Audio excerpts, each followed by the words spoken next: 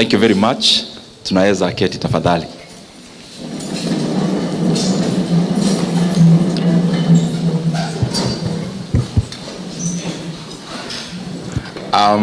Our senior pastor, Reverend Kimathi, and all the other clergy who are here this morning for CBF.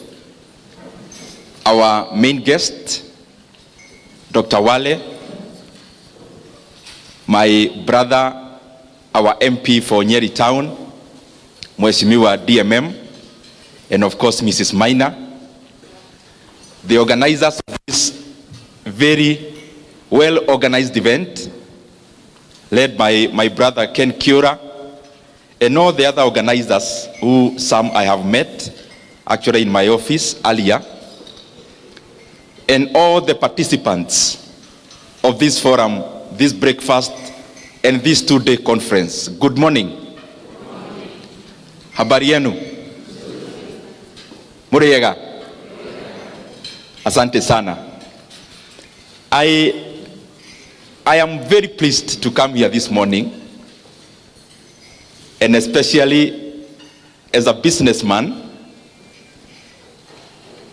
more than a politician, because we are here to share about business, entrepreneurship, creating value. I am sure there are other forums for the other hat that I wear in terms of politics. And I am at home completely, because I keep saying that anytime I am reading or interacting in any issue around investments, about business, about entrepreneurship, I feel like I am in holiday. So this morning I have come for holiday here in Nyeri, because talking about money is not something very bad. It is something good. And I want to laud the church, CITAM, for giving us this opportunity as business people, because it is one of the avenues God can bless many of us as Christians. And you know, many of us from Mashinani who were brought up in the village, in a Spartan life, conservative life. I'm an Anglican. To some extent, we may think that talking about money is going off. But I'm glad that every now and then we keep being reminded that even when you read about the Old Testament, God could bless his people even with great wealth, and it is recorded. And therefore, business is one of the ways that God can choose to bless us, and that is our domain this morning. But you allow me, because I am also a representative of the people of Kiharu and Kenya in terms of Parliament, National Assembly. I can hear there are some people from Kiharu here. Asante sana.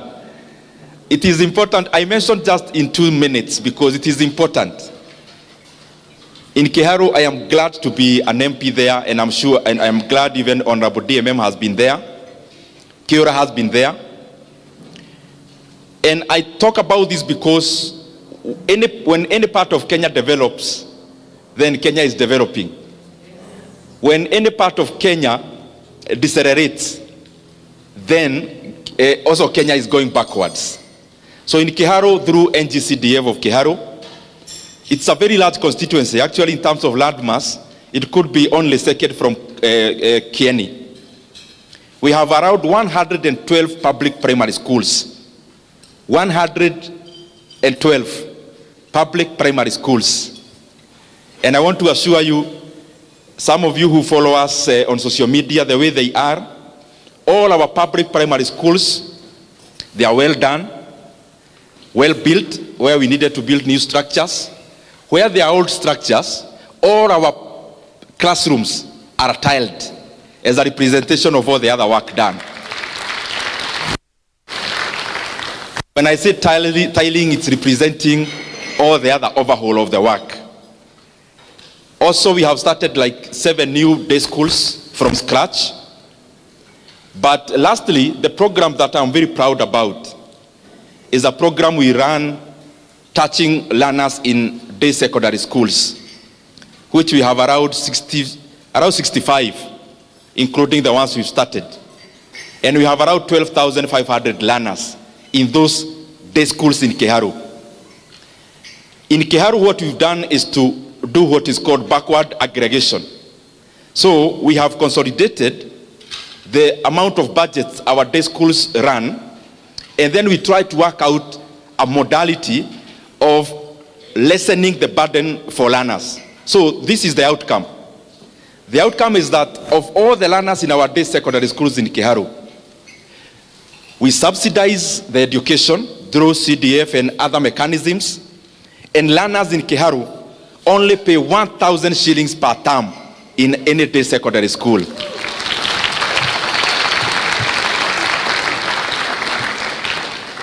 And where there is remedial teaching, because we would also encourage that, we don't actually permit in excess of 1,000 in the schools where there is remedial. And in that 1,000, learners eat in school from Monday up to Saturday. And they don't eat together every day. We alternate some rice, some this, some that, some that. And in the last Friday of the month in Kiharu, all day schools, the last Friday of the month, they actually eat chapati for lunch.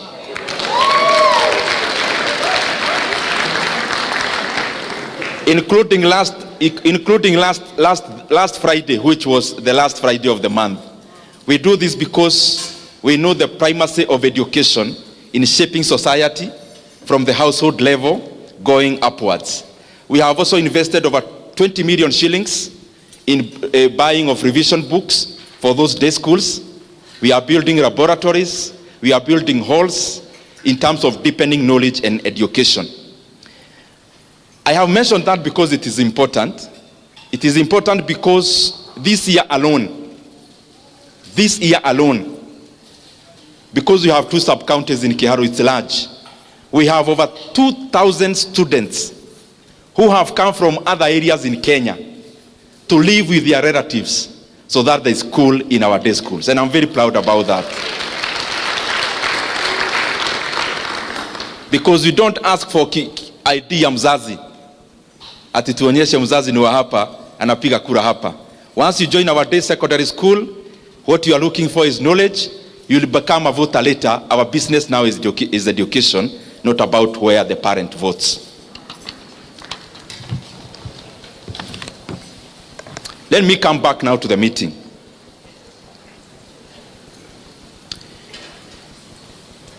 I'll try to compress so that I actually take less time than I was allocated, so that we can have a time where we can interact with all, even the chief guest. We are here as business people. We are here as entrepreneurs. We are here as investors. But sometimes do you quip to ask yourself, what is the difference? What are you? Because there must be a reason why in the dictionary there is a different word for being a businessman, for being an entrepreneur, for being an investor.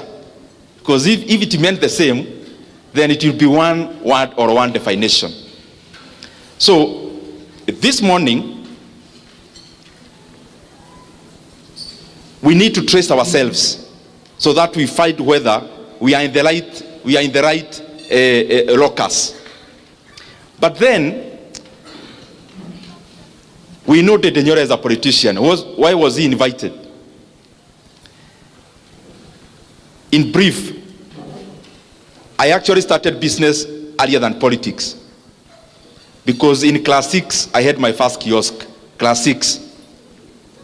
And I'm not telling you those stories of I started a big farm with an apple or no. That's not what I'm doing. Out of necessity, from a mud house, from a father who was living in Kiadutu slums in Thika, and a peasant farmer mother, and in a family where the only person who had a car was my uncle, Matano actually.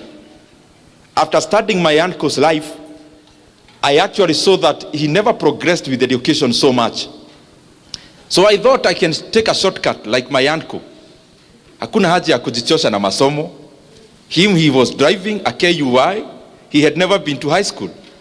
So I started my first kiosk, and I could go buy some shopping hapo nyumbani kwetu kwa fence, nikakata nikaeka ka kiosk, Ashanti.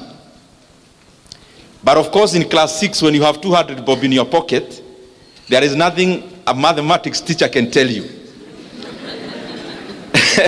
So because I could not listen very keenly, my education ikaanza kwenda chini, ama grades. And my godmother mwenye alinisimamia nikipatizwa was my teacher and my village mate called Mrs. Karanja. So at the time wakati my father came from Kiadutu, he used to come over weekends. Kamwambia, your son is good, lakini masomo inaleta shida kwa sababu ya duka.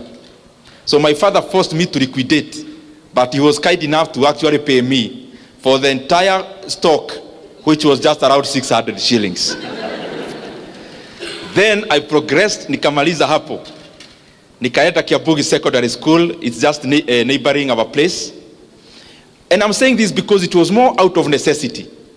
From my first year, hapo, Form 1, nikaanza kuwa cobra wa kushona viatu. And those who are there can attest. These are not stories where we only give as politicians. This is real stories. So I started mending shoes, progressed later into running school kiosk. School kiosk was being run by clubs, drama club, science club, officials. So I made sure I vied to be an official in almost all the clubs, so that I ran the canteen uninterrupted, so that we could buy some bread for the club, and of course some for ourselves to get the profit, and then to make the ends meet. Later on in my third year, my Form 3, Form 4, my elder sister had a mutumba in Thika. Maybe that's where I got the courage ya kuongea mbele ya watu sana. Because in my over holiday I used to go to Thika. Pahali inaitwa Mukereti, wenye mnajua Thika. Saa hii kumejengwa manyumba mrefu. But before it was a market. So I used to sell mutuba there. Kumi ni bao bei ni ya kufunga. Nguo za watoto especially I used to sell. University, when I was joining KU, I had two goals. One was to deepen my leadership, but number two is to expand in terms of business. So when I joined KU, my first year, first help, I paid for my school fees for the whole year for KU. But the second semester help in the same first year, I, number one, started a kiosk. Those who are from KU, you know KM. I started a hotel there, and I called it Vatican Cave. But, and I remember one time, it was Valentine's Day, we had gone to buy sufurias with the person I had borrowed some money ya kuanza hiyo kahoteli. That guy is called Wamwere, now he's in the UK. And we had gone to buy sufurias in Gekoba for that hotel of mine. Then Wamwere told me, I have a girlfriend, alikuwa nauza phone accessories along Rudhuri Avenue. Since gari za KU ziko tu hapo karibu, matatu, tukaenda tukisalimia girlfriend ya Wamwere. When we reached there carrying sufurias, the lady was looking at us like she does not even know us. Later on, Wamwere was dumped.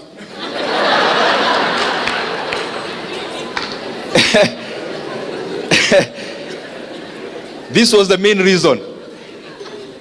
Kwa council ya wazee, this was the main reason.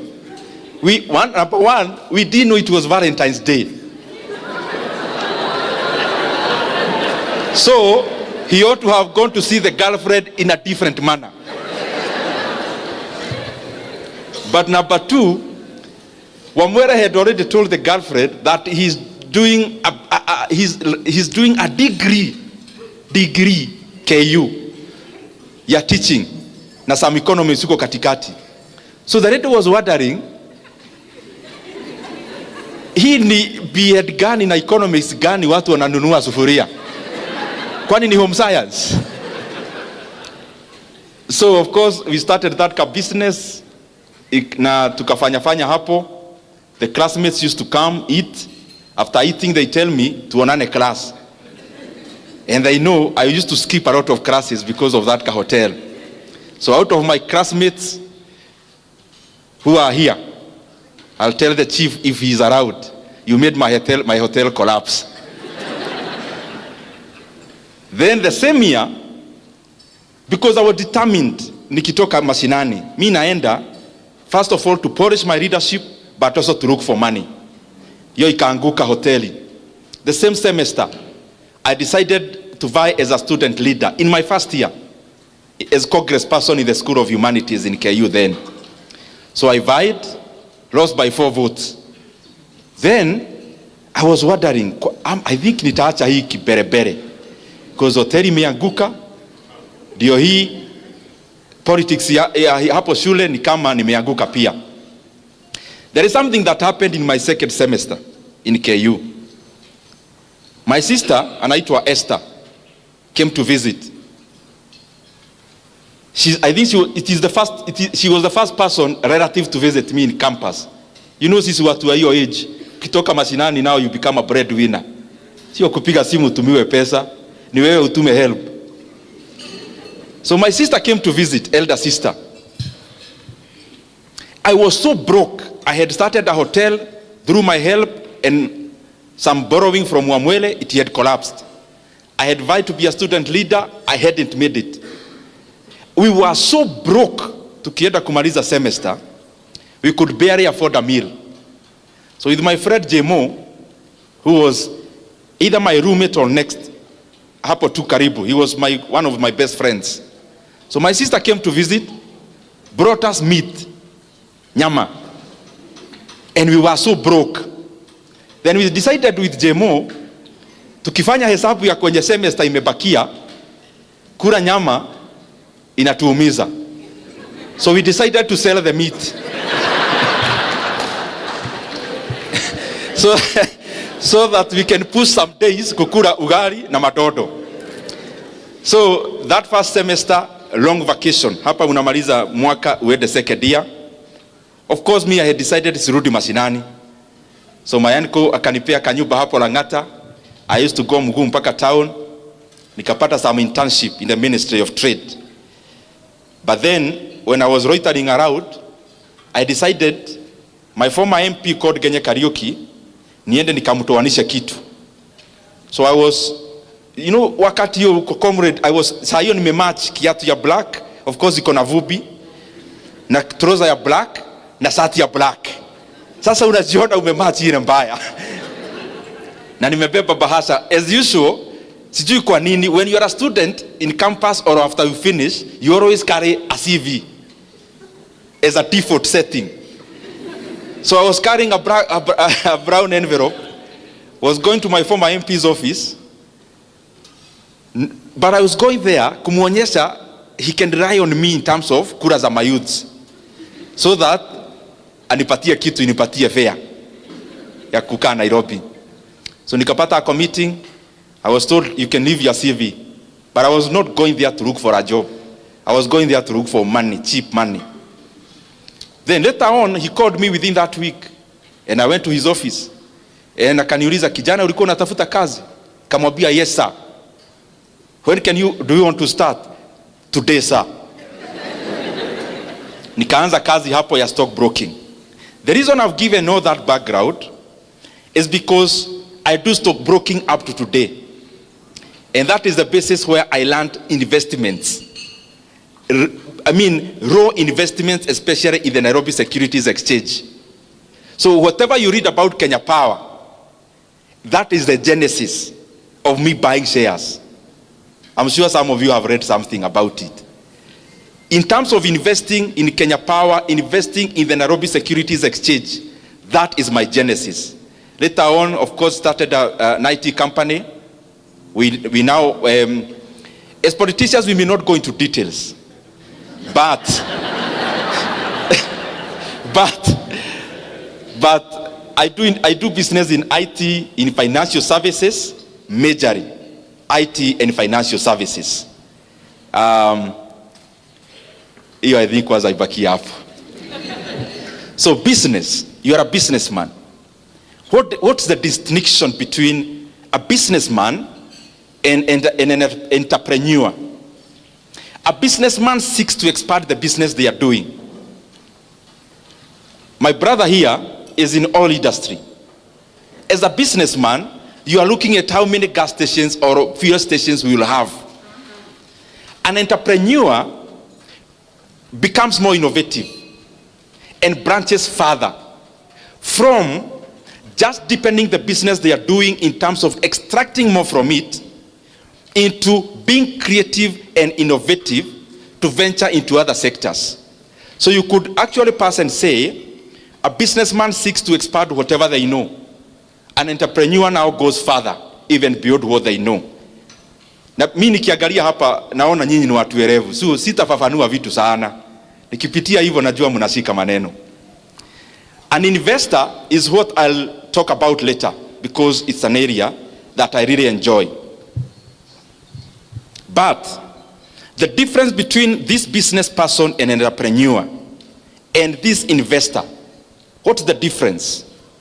In most cases, an investor will do, or the money for the investor will fetch them money passively. Is where you don't wake up in the morning to go check how your shop is doing. That's somebody else's business. You put in your money there, it's doing something for you. That is the bare, using superlatives, that is the top line definition. I want to talk about just a few basics because I've started many businesses also. Just some basics we may note here, and especially those who said they are huge business people. I saw your hearts. You said you are doing very well in business, but for now, it is in the mind. Just for now, it is in the mind. One of the basic, I have seen it is important. As you start a business, you don't start a business because the other person started. You start a business because there is a gap. Gap may be in terms of demand. Gap may be in terms of geography. It could be the same product, it is somewhere else, but it's not yet in a geographical area that you are seeking to establish. That could also be a gap. Value creation. You can make money faster through creating value than through extraction. Many times you want to do business to extract money from people's pockets. And that is why you realize, and especially in a church setup, when you do business, you want people to sympathize with you because you go to the same church to buy you a product for that reason. That is not a reason enough. Just because I know you and you are my relative, you ought to create value. It is me who should be looking for your product. You shouldn't overconvince me simply by appealing to the soft side of how we know each other. That means there are some victims here. The other thing, bookkeeping. These things, they sound very banal. They sound easy. Bookkeeping. There is a story I keep giving all the time, and I'll give it. There is a time, me and my siblings, tukaenda nyumbani. Of course, we have a cow like all of you in Mashinani, or we had. So my mother anatembea Nairobi, siwezi lala hapa, nani atakamua ng'ombe? All the time anaumwa na mgongo, nini? Ng'ombe. So siku moja tukaenda, kamwambia madheka hapa chini, kuja na kalamu. Hebu tuone hii ukulima yako inakufikisha wapi? Unapeleka kwa dairy how many liters? These liters. Okay. Ukiendea, unapeleka dairy, then unaendea chakula ya ng'ombe kwa dairy. Hata hiyo arrangement iko hapa Nyeri. So you are given the net after wametoa chakula. Hiyo net unalipa mfanyikazi mwenye alikusaidia siku 2-3. Na unalipa pahali umekoboa you have leased some land for napier grass. After we did the math, we realized, I'm using that as a businessman.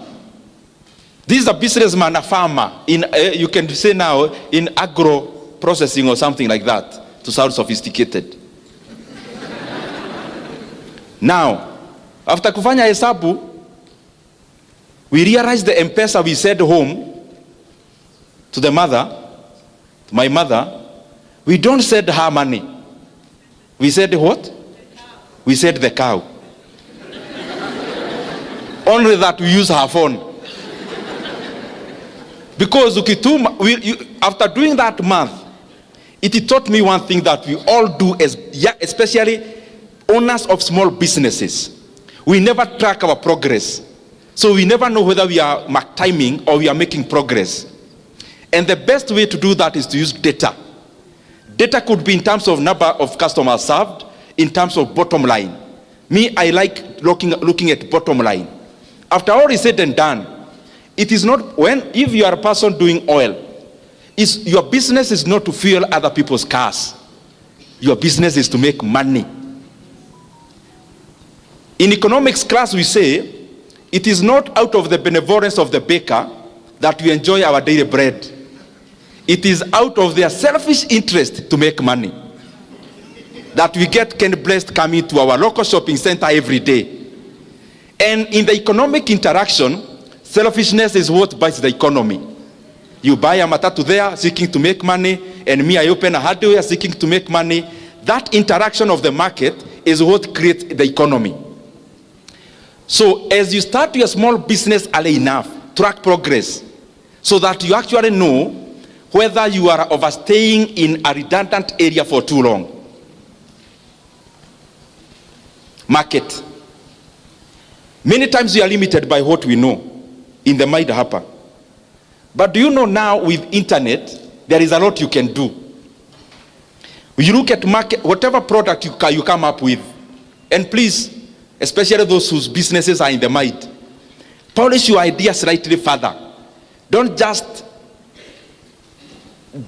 do a business. You know, kuna business tu yani unafanya unaona, you need to think deeper. Especially those who have not yet risked or staked their money. Use more time to think than start. So that you first of all think about the market. The market may not be limited to where you already know and can see with your eyes. Study. I'm not saying you hire professionals to do that. Do basic, even with the internet. Those who are already doing business and you have some capital, focus on there is something I keep thinking about, and I also do. Look for businesses whose barrier of entry is high, almost blocked. The highest margins are in businesses that have got high barrier of entry. Barrier of entry may be in terms of knowledge.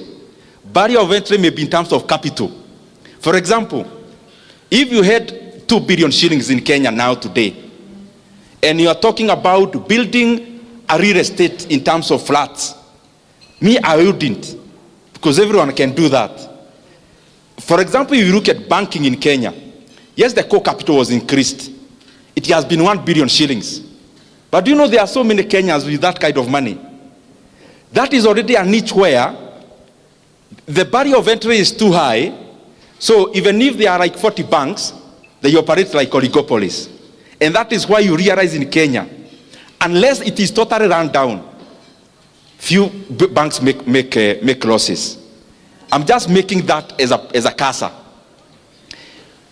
Look for a business with a higher barrier of entry so that you can enjoy longer margins or bigger margins.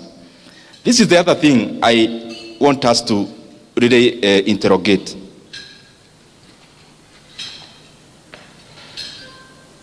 In my village, just like yours, my former teacher retires. The first thing they do is to buy a matatu. Or, hapo kwa shopping center yetu, anajenga hapo. Pesa ya retire. Karibu wote. What am I trying to say?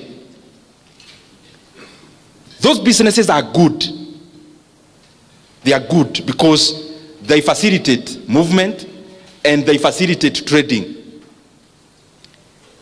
But probably even my brother and sister in the same industry, there is much more they can do around there. What am I trying to say? Kenya is also a plot country. Yani kama huna we measure your success by how many plots you have. Maybe we'll talk about that later. Nikienda kumaliza. By the way, I'm almost finishing.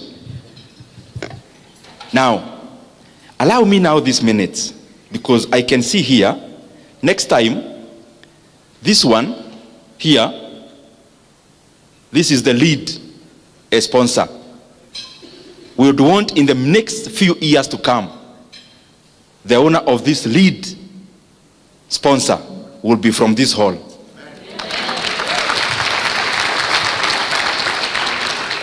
And therefore allow me the remaining minutes, even if you do not understand what I'm saying, and I only talk to 2 people who will do that, I'll be satisfied. So if you do not understand the things I'll be saying, uniwie radhi. Because I would rather talk to 1 table who may actualize, become this, than talk to all of you and start small dots of businesses. And because we have brain and capacity to all be here, let in the next few years, there'll actually be an auction in this hall, all of us bidding to be this.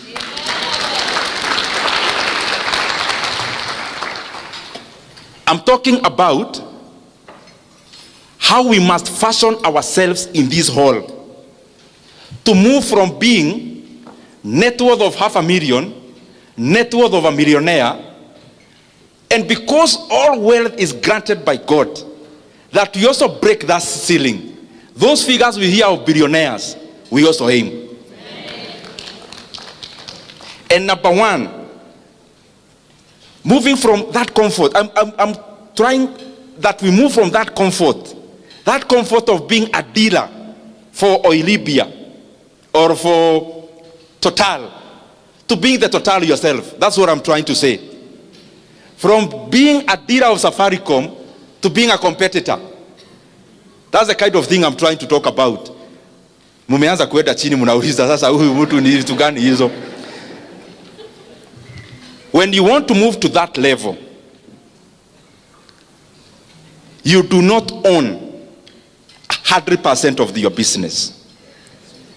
There is no billionaire in the entire world who owns 100% of the business they are associated with.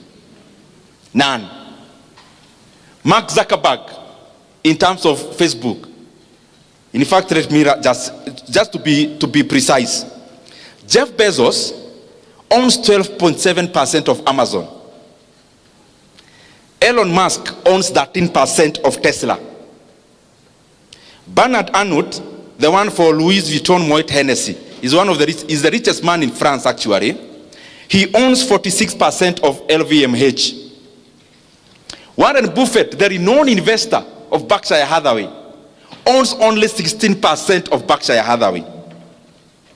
Larry Ellison, the one for Oracle, owns 35% of Oracle. Bill Gates, as I talk to you now, all of you know Microsoft is owned by Bill Gates. He owns less than 1% of Microsoft. Coming to Kenya, when you ask somebody who owns Cooperative Bank, they tell you Muriuki, the CEO. He is actually from here, Nyeri. He owns less than 5% of Cooperative Bank. But what is 5% of Cooperative Bank? A bank with a market cap of around 20 billion Kenya shillings. 5% means he is going to over 6 billion Kenya shillings. 5%. Now you with your 100% of your business, how much is it worth?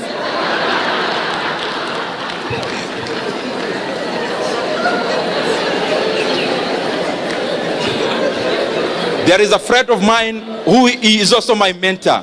Can you tell me by a show of hand who owns Equity Bank? By a raise of hand, tafadhali. I'll pay something for that. Naona wakikuyu ni wengi hapa mkono. Who owns Equity Bank? Monga. Very good. He is also a good friend of mine. So hata nikimkute hapa, he will not be offended. Somebody else who owns Equity Bank? Yes? Mwangi. Can you start? Asita kuita hapa.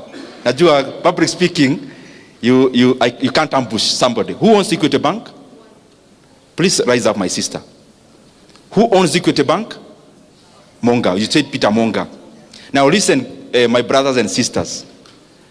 Mwangi, the CEO of Equity Bank, owns 5% of Equity Bank. And all of you told me he is actually the owner of Equity Bank. If you look at the financial statements of Equity Bank, you realize the top shareholders of Equity Bank are not Kenyan. They are fads, including Norwegian fad. Do you know Peter Monga now owns less than 1% of Equity Bank? Now keep your 100% of your business. In business, and niliacha kuongea sasa mtu wa kuanza kiosk. Tumesema Mungu anatubariki to start chains. Is that so? Don't seek to own a fish pond.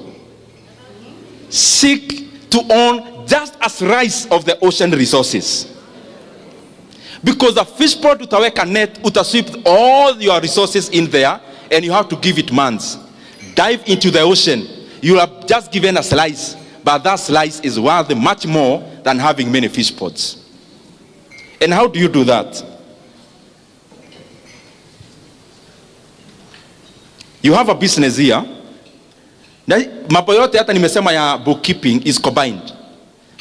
You have a business. You've started, let's say, of making yogurt, making organic soap, of making whatever you may think about. Now you are already progressing. There is so much market, but you can't satisfy. Now out of your bookkeeping, you realize your business is now worth 10 million shillings. But do you know what? You are already feeling very wealthy. And you cannot release. Hii kitu nimeanza na jasho sana. Mimi siwezi leta mtu wa kunisubua. A different person, what do they do? You look for an investor and bring you 5 million shillings into that business. It's not going to your pocket. But you give them 10% of that business. Now, if you receive 5 million shillings for 10% of that business, the valuation of that business becomes instantly 50 million shillings. You use this money to expand other markets, to expand your operations, to buy more machinery.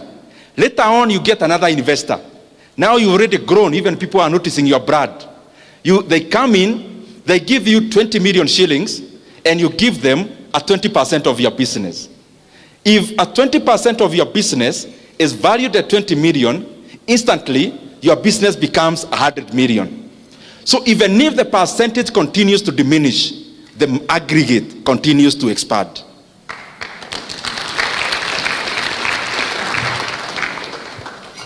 Now, umepata kazi juzi, bank. You are now doing business very well as a contractor or anything else. Your first money, what do? Buy a plot. Then after buying a plot, build flats. Guys, my brothers and sisters, big companies like the one I quoted, including Equity Bank, including their own headquarters, is leased. They don't own. So you want to tell me, in your mind you have more CFAs, you have more actuaries, you have more financial advisors than Equity Bank?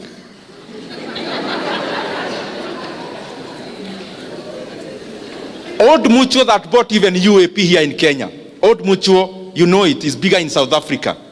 Old Mutual, I saw in the Business Daily this week, they have put up for sale all their real estate assets in the entire East Africa. Wanasema, please come and buy. Hatutaki. Do you know, including that landmark tall building in Nairobi?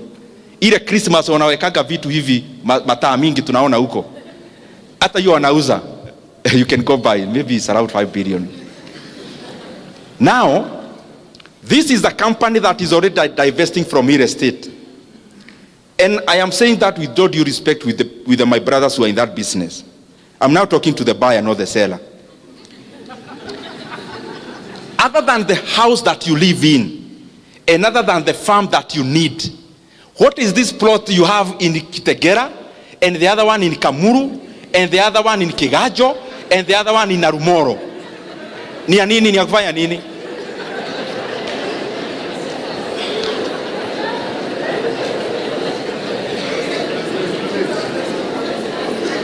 I am not saying that I am an oracle, but I just want to tell you, mimi sina pahali nachukuaga rent. Because you realize this business of building things, building, you are actually doing it for the satisfaction of the people who live in, not for you to make money. Because the return on investment on a flat, the return on investment is less than 8%. People will keep saying, oh, 12 or 15%, toa yote, and you give it time. It will oscillate and still settle down below 8%. That is the math even Equity Bank does. Badala ya kuown building, ati tunasema Equity HQ at all building of the 5 billion, mwaki ana order, 5 billion ata nikiled microloans, they'll give me an ROE of double digit, maybe 15%.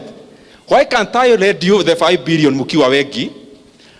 By end of the year, munilipe interest, let's say 18% of 5 billion is how much? 900 million.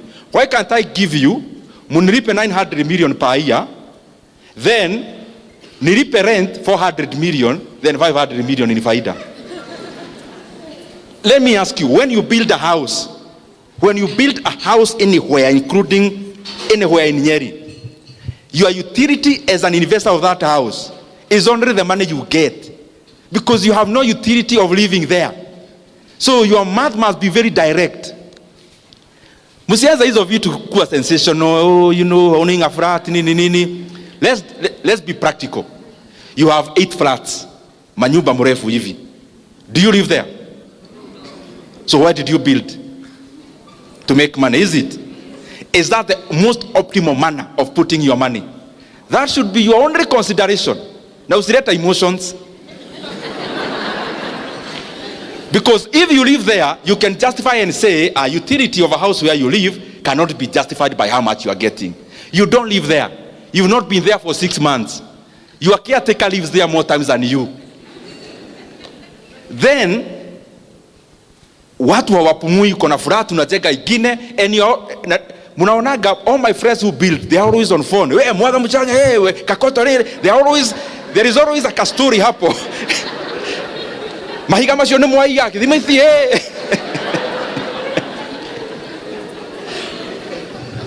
Even if you want to own that flat, why can't you invest where you are getting double digit? After getting that double digit, wait for your brother angangane na simiti kuibiwa, angangane na nini. Wewe ukipata ROE yako ya 18%, after 5 years, through the faida peke yake, uende ununue akuwe amechoka on your behalf. Fanya hesabu, my friend. The other thing is that you do not need to use your money all the time. I do a lot of mentorship for university students in my office. And when they come, everyone, when they want to start a business, it is ni kama kamanyu kanapeanwa pahali. Sasa nikimaliza kuongelesha hivi na venye nimejikakamua leo, hata siongei siasa ati ni juu ya biashara. Then nikitoka hapo, unajua utaniuliza aje, okay, umeongea vizuri, where do you get capital? That is the question that is almost resonates every time. Nitatoa wapi capital? Na mimi wacha nikuulize, capital ya kufanya nini? Because that is the what you need to answer. All that, when you get somebody asking you, nitatoa wapi capital, hana idea.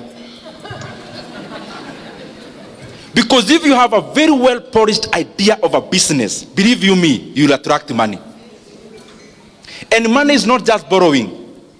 There are many models of financing a business, and they are in Kenya also, not just in the US. Facebook never became Facebook because it was Facebook. Facebook became Facebook because people like Peter Thiel is a venture capital, invested money in Facebook back then. By the way, mathematics. Peter Thiel invested in Facebook $500,000 and got 2%. Wacha niende pole pole ndio mpate what I'm trying to say. And the other point I talked about 100% of the business. Peter Thiel, there's something called venture capital, and there is something called private equity. There is something called angel investors. What do these people do? They come, uko na idea poa, which can be commercialized. They give you money to start, but other than being alone, you seed a stake in your company. You seed a stake.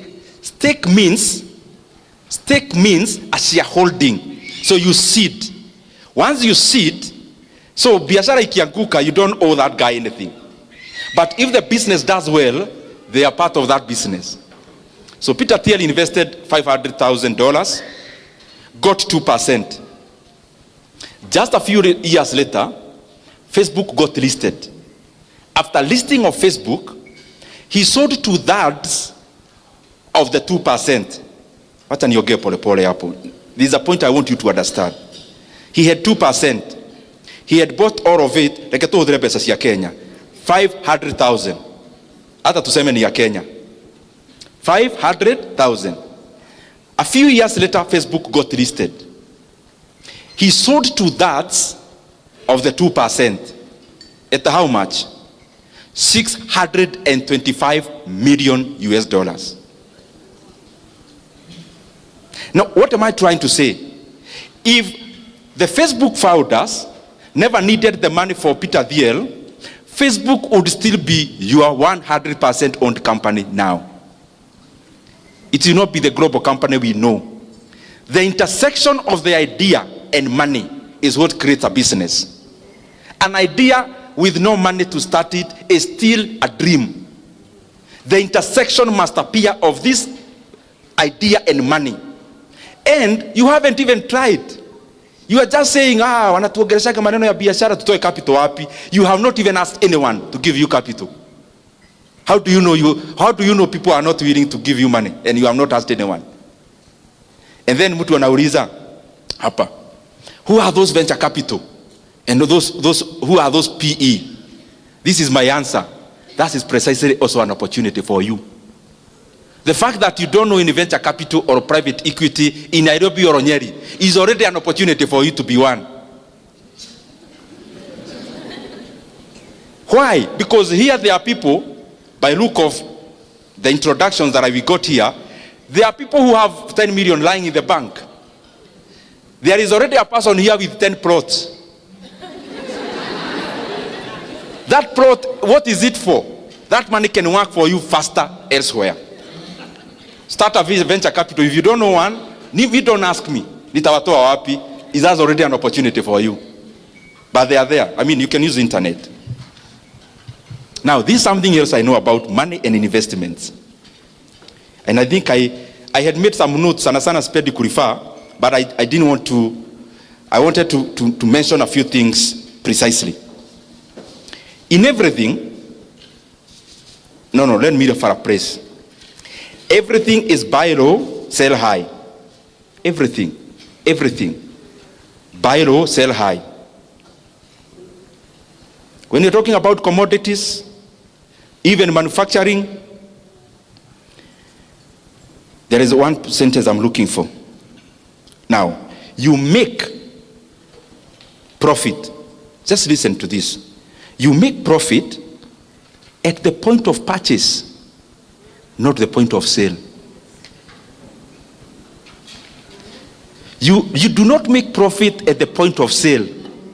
Profit is made from the point of purchase.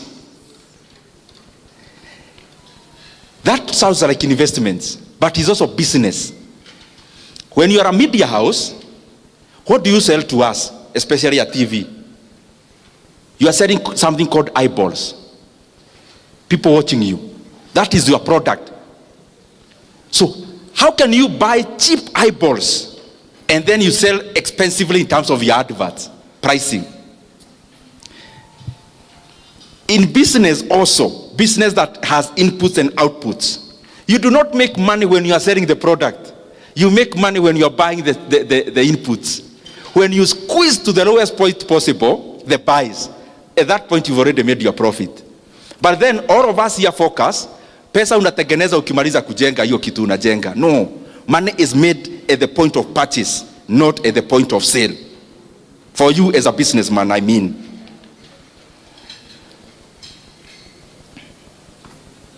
Then, I hope by now we already know, kuweka pesa kwa bank, hizo vitu zote, they are not for people in this hall.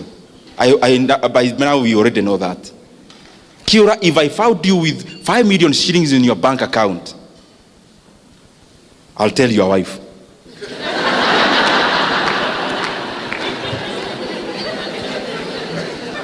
For them to realize you are not as they think.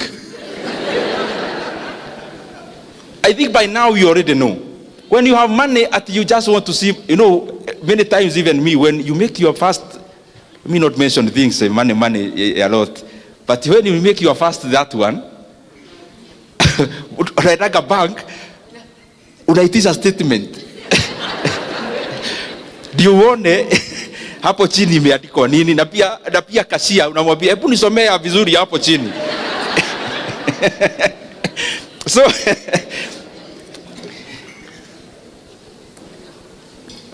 I said narukaruka tu, nyinyi ni watu werevu mnashika maneno. All the people I know, by the way including myself somehow, a lot of money is made during crisis. Warren Buffett, the one for Berkshire Hathaway, ni mzee, me I'm thinking as a businessman you already know Warren Buffett. If you don't, itagogo baadaye. Warren Buffett saa zingine anakaanga na cash money, not for the reason that I gave for Kiora, but for this other point. Just waiting for the right time. Just waiting for the right time. So anakaanga na pesa. Like now if you Google Berkshire Hathaway holdings in cash, crazy amounts of money. Crazy. In hundreds of billions of dollars. What does he do? He has studied the markets. He has studied the economies very well. Like in the year 2008 financial crisis, his work was to deploy cash. Why are you deploying cash? There was a crisis. Financial crisis in the entire world. So what was happening? Companies were collapsing. So Warren Buffett, he was happy. Companies were begging him to buy them at any price. So he bought up a company like Bank of America. They merged with another one which was called Merrill Lynch, became BOA Merrill Lynch, bought them for nothing. Another one. So, and he keeps saying, and this is a point you need also when you are investing, when everyone is very greedy, be fearful. And when everyone is very fearful, be greedy. Because we operate in herd mentality as human beings. For example, now, I'll mention something about the NSC, Nairobi Securities Exchange. There was a time I was buying some shares there. Guys were wondering, even my friends, I could tell them, buy. Nunua hii share. Wanashindwa hii mtu. By then, stock market was dampened. Not just in Kenya, globally. By that time, even last year, the entire globe was a rate market. People were chasing after the highest rates, fixed income. So, very few people were paying attention to equities. Equities are shares. I'm just trying to say, when others are fearful, be greedy.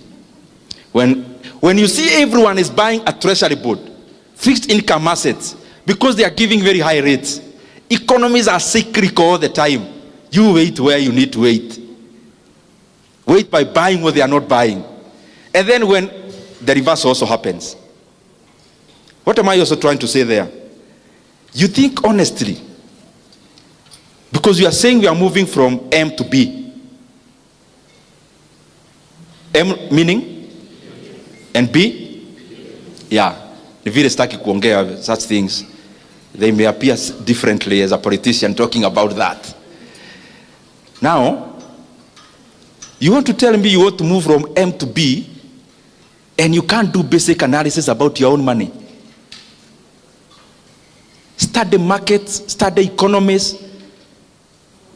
Do you know the time you invest in your day-to-day business? Running a business is very tedious. You think about, I'm referring to my brother a lot because I was told what he does. Mafuta, ukienda short ya 3 bob ni hasara because that's all your profit. Every time you are repairing your mind to the extreme. You also need to Invest some time learning, studying threads about the economies, how do economies operate for the last 20 years, so that you have a view of how is it likely to operate for the next few years. And you can do that. You don't need professionals to do all those things. You study Kenyan market, you study South African market, you study American market. You can always predict the next time you're having a financial crisis. Even if you are not very precise, you'll not be very far away. And those are opportunities to make money. That's what I'm trying to say. It's not for exam, it's for making money. When you have, now I'm talking about business people and entrepreneurs. As you continue growing, of course you must learn to use professionals. Umeanza biashara, uwezi ajiri hata accountant. HR kuajiri, HR is your wife and you are the CEO. There is always a premium they bring, and especially structuring your business to be a corporate. Stop running a business. Start running a corporation. A corporation where, even if I needed to invest in your business, there is something I can fall back to as data. But you also need to be very obsessed with success. If those of you who like reading, I would challenge you, look for the autobiography of Elon Musk. The one written by Isaacson. I think he's called Isaacson. Those who can read. And you realize, my friends, those people, like now he's worth for over 400 billion US dollars. 400 billion US dollars. US dollars. US dollars, 400 over. US. When you read that book, then you start realizing, hakuna vitu ati utaokota tu kwa njia. You have to have an obsession to succeed. Not just at the feeling.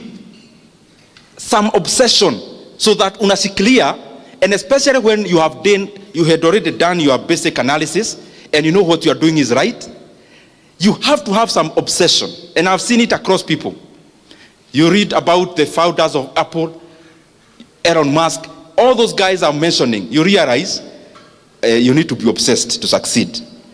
Decision making. There is something I want you to always have in mind. And especially I have seen it rife in investments. I've been in stockbroking since, for example, my first year in KU. So I've seen cycles of downs and ups. And I have seen in life, just as in business, just as in entrepreneurship, here you are all employers. Me, I'm not talking to you as employees anymore. Because you already decided, those who are in jobs, you are resigning soon. I think you agreed that a long time ago. Otherwise, you're in the wrong forum.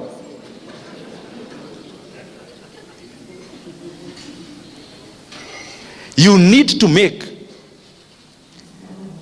maybe a decade is 10 years.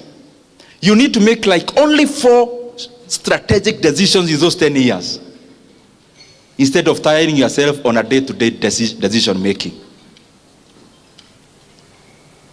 When you are making a strategic decision, never afford to make a stupid decision. Use a lot of data. Use a lot of analysis.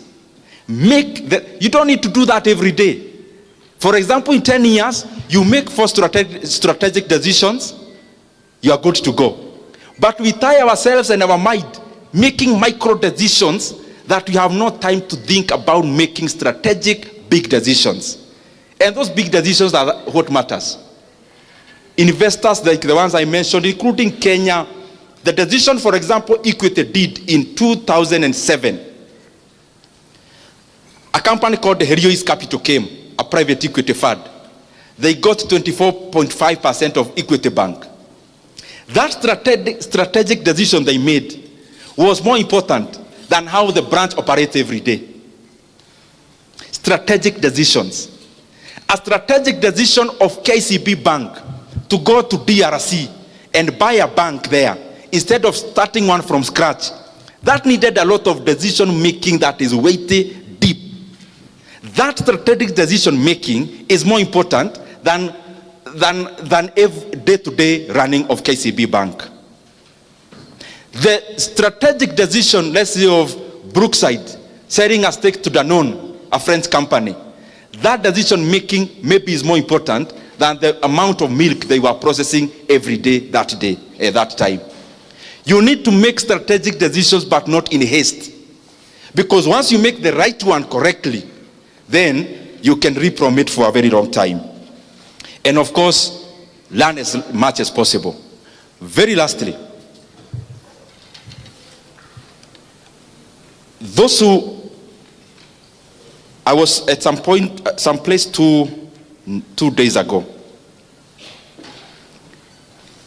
and I made a confession which I want to make also now.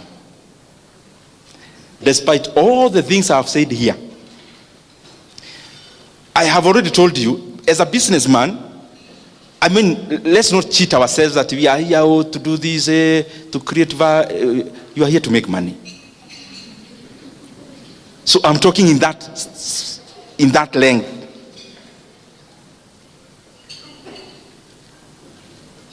You know, when you're marketing a house, oh, I want to make good living abodes for other people. You're there to make money, my friend. Out of that, me personally, I have made much more money passively than I have made money actively.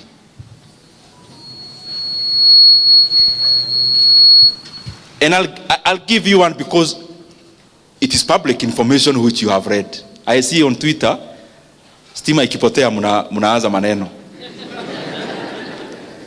Me, I have never even been to Kenya Power offices because I'm just a passive investor.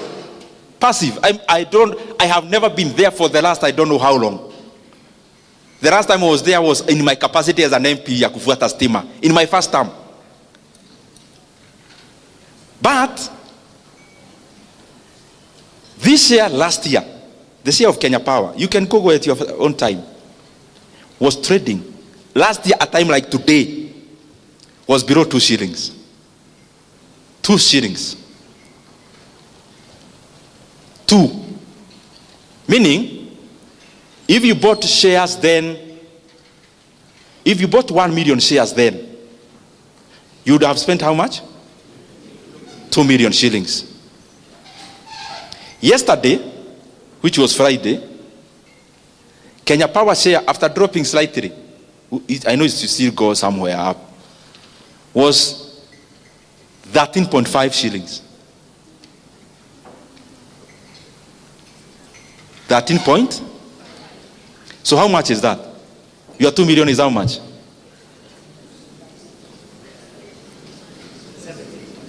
37. No, you are 2 million shares. We say, oh yes, you are right. Your 2 million is? No, it can't be 7. Fanya hesabu, 2 million shares would have bought you 1 million. 2 million shillings would have bought you 1 million shares. 13.5. You know some, najua nikisema hii mnafikiria ni pahali it's real. Si vitu tunasomanga kama hizo nimewaambia za Warren Buffett. This is real. Nyeri shares 3 months ago. Let me even use December. Nyeri shares in December was 1.06. Yesterday, let me say the high. Average for last week. Not too much. 3.5 shillings. I want you to do the percentage.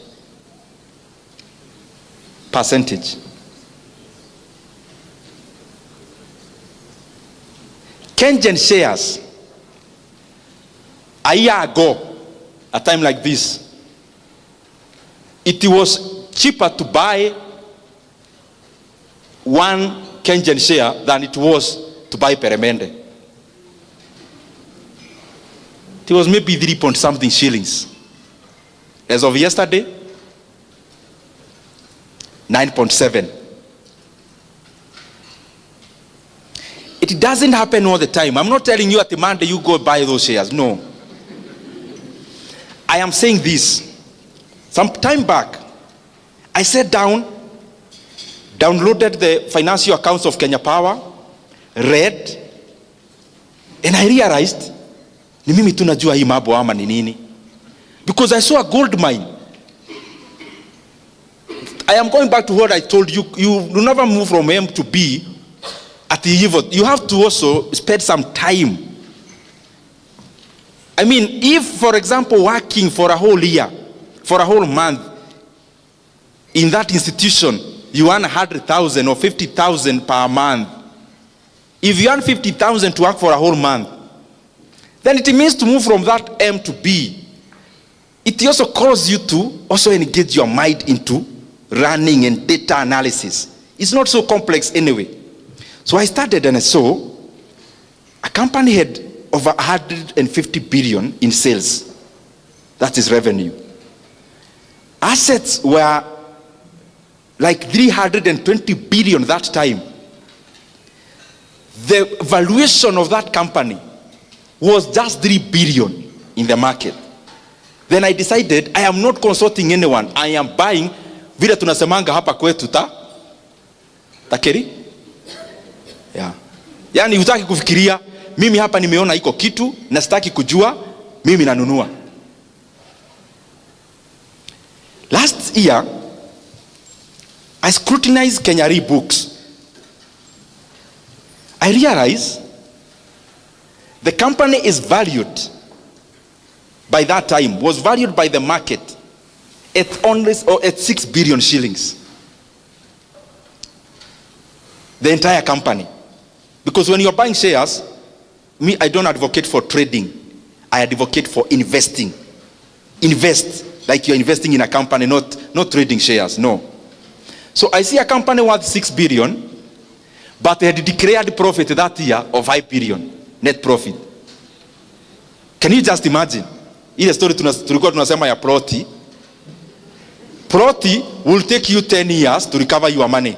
That's what they say, 10 to 15. Now here there is a company which was worth 6 billion, but net profit for 1 year was 5 billion. Then I scrutinized further. I saw their cash and cash equivalent. These things are online. You can actually check. And that you don't need to be an accountant. I'm not one. I read and saw their cash and cash equivalent by then was 35 billion shillings.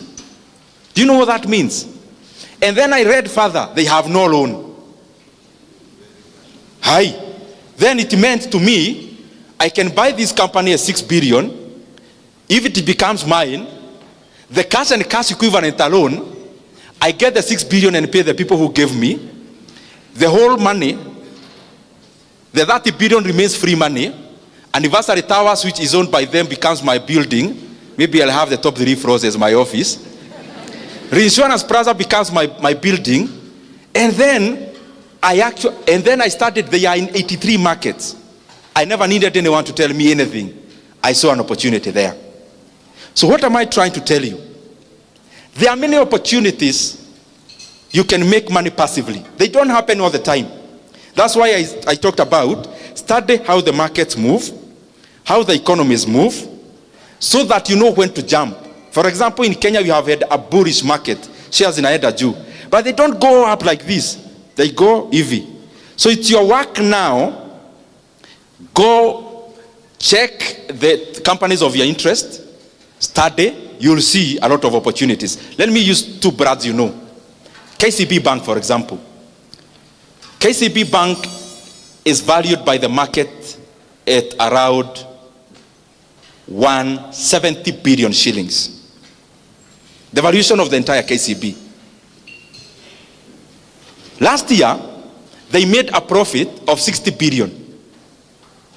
So if you bought KCB at your bank, it will take you 2.5 years to recover all your money using only net profits. Equity Bank, for example, also. Equity Bank is valued by the market at around 211 billion shillings. But their first half year up to 30th June, was 31 billion shillings. So they will likely make 62 billion 1 year profit. So it will take you, if you bought the entire company, less than 4 years.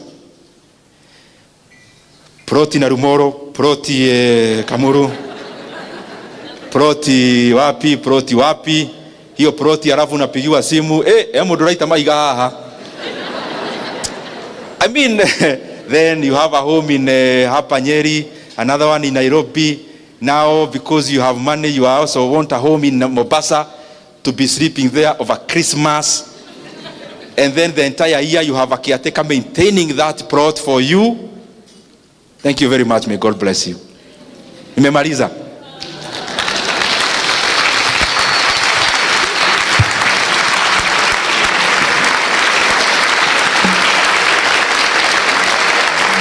Asante sana.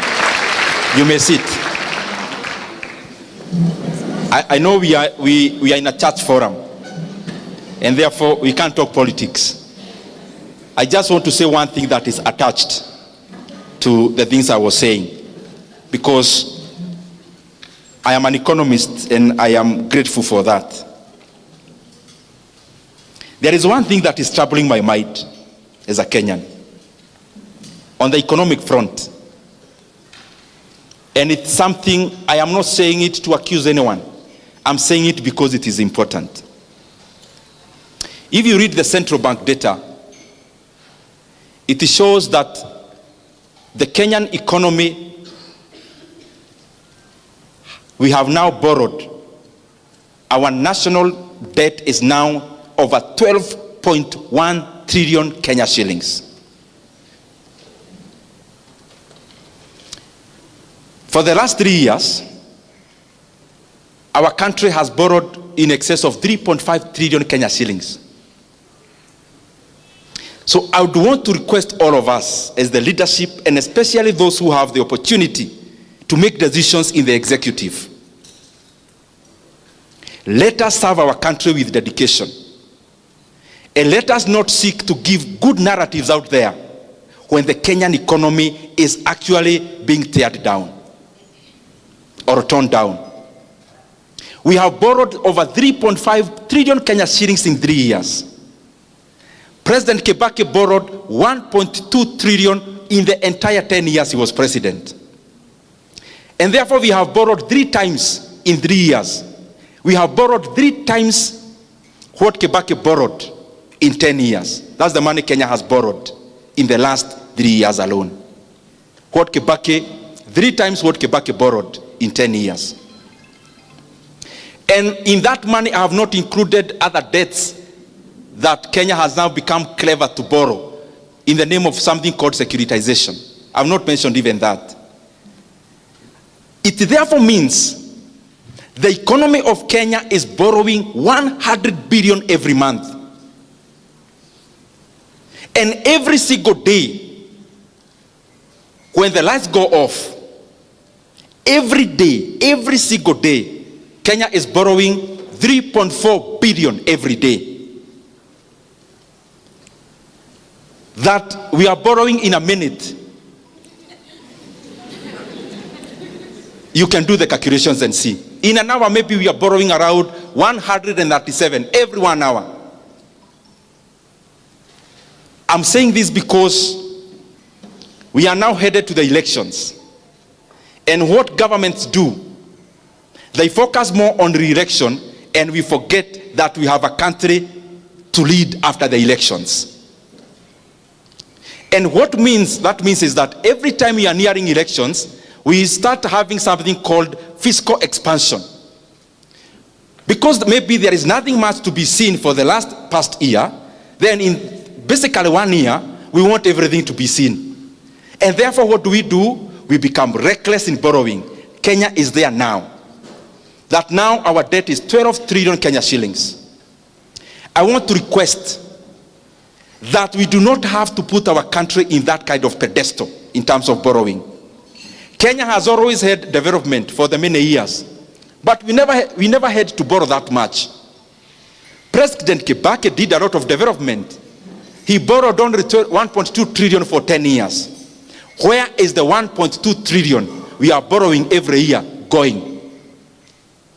To make the matter worse, anything you see with your mouth, with your eyes, sorry for that. Maybe the mouth is what is also being used somewhere. So I shouldn't say sorry. Let me paraphrase that. Everything you see with your eyes happening in Kenya now, in terms of development, what you can see, for example, the expansion of this Keno Marwa Road, is not even part of the 12 trillion borrowed.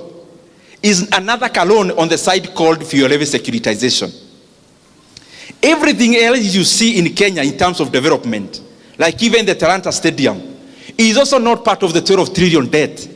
That is another debt, securitization of the sports fund, where we borrowed 46 billion and will be paying 100 billion in interest rate alone after 15 years.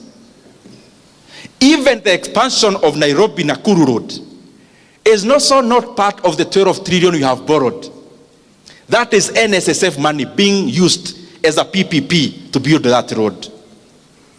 I request those who are in government, you have already borrowed 1.2 trillion every year.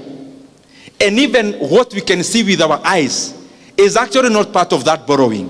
Please, kueni na huruma ya nchi ya Kenya. Even as we preside over the affairs of our country, let us be, tujue kwa akili zetu ya kwamba there is Kenya after elections. Let us not run our country in terms of overheating it. We must avoid to become like Sri Lanka. We must avoid to become like Ghana. We must avoid to become like Ethiopia. We must avoid to become like Zambia in the recent years. Because Kenya is a strong country with internal resources. This issue of profligate borrowing must come to an end if we really care about this country. Asanteni sana, Mungu awabariki.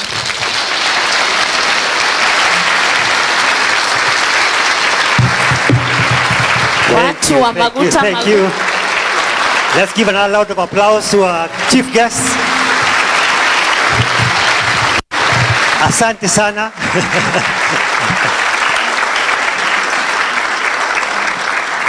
I'll kindly request Bwana Mheshimiwa to come back. Did Nyoro come back on stage here? I would like to present you something.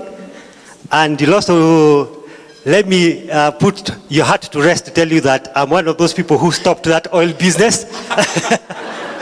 I'm no longer peddling that one. I did my mathematics and it came not equal to. Nikaachana nayo. But thank you for your support, Mheshimiwa. Let me invite Caro to come and present, to come with a gift, and then I'll call on Reverend Jacob and Kiora. Please come.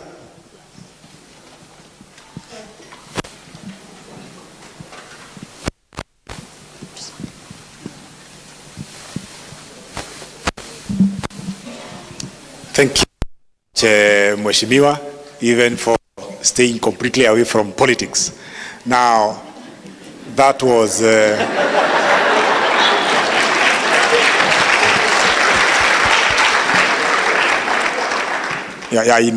Sitam we don't do politics in church. We allow people to form their opinions, and thank you for highly respecting that.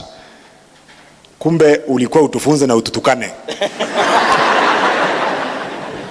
You know, sometimes when you are told the truth, it ouches you, and there is that ouching moment. Thank you so much. That was mind-opening, and that was great. They should have come up with a bigger word than great, but because they didn't, let me just say that was not great, it was greater than great. Thank you so much.